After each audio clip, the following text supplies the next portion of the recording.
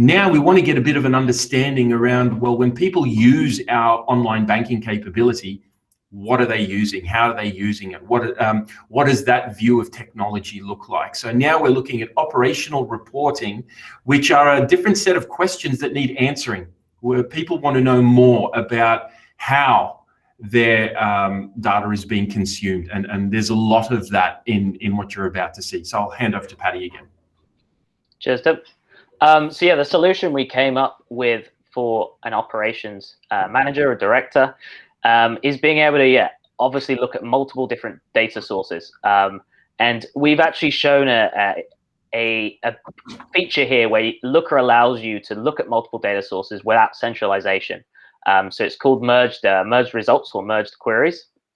And we'll demonstrate that we're actually visualizing merged data sources, two completely different databases, which you wouldn't be able to join normally, and Looker's allowing you to very quickly build a visualization to do that.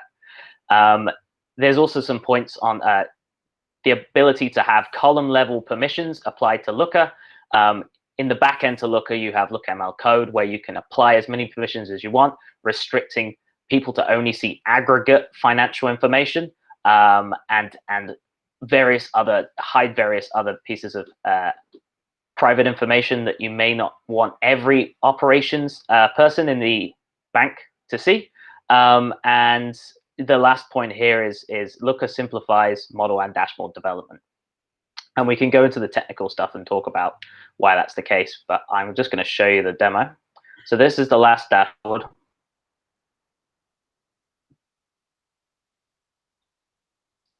And at the top here, we've got a campaign feature that you've seen. We've got our channel that you've seen as well, and then we've also got an account filter that we wanted to add it in just so that someone was able to sort of visualize this on a phone. They could very easily sort of break down what they wanted to see, because it's obviously quite a lot of information. So just to demonstrate, if you apply the transaction account filter, you can filter, the website can actually filter the widgets. And Looker will actually understand what color needs to be shown to maintain the color coding and filter everything and update, so that you're just showing the transactions account information.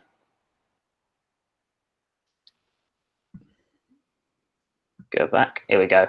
So same as before, we've got our conversion rates along the top, same as the marketing dashboard.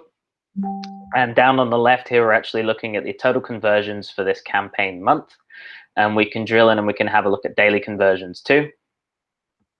Just grow my screen a bit, there we go. Daily conversions pop up, so you can actually see the daily conversion performance over the month for any discrepancies there may be.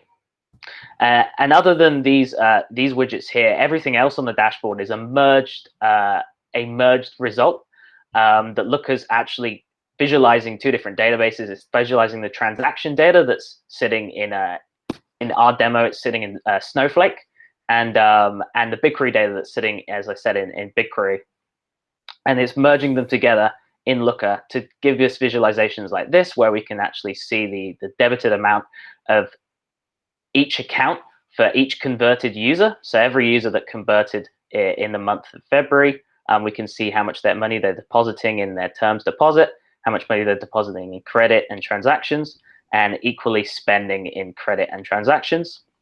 And down the bottom, we've actually got some more personal information that you wouldn't have in your marketing data, but you would have in your finance on-premises database, like the last location that users logged in from, and we're able to sort of visualize the location that the users that have just converted due to that campaign and where they're logging in from. And equally on the right here, a breakdown of the devices that they most often use their internet banking on for all those converted users given this campaign. And we're able to see all this information all in one dashboard. I like how this actually stacks on top of all the cards stack up on top of each other when you're looking at it in mobile phone view. So I think the ability to see the stuff on the run is really useful.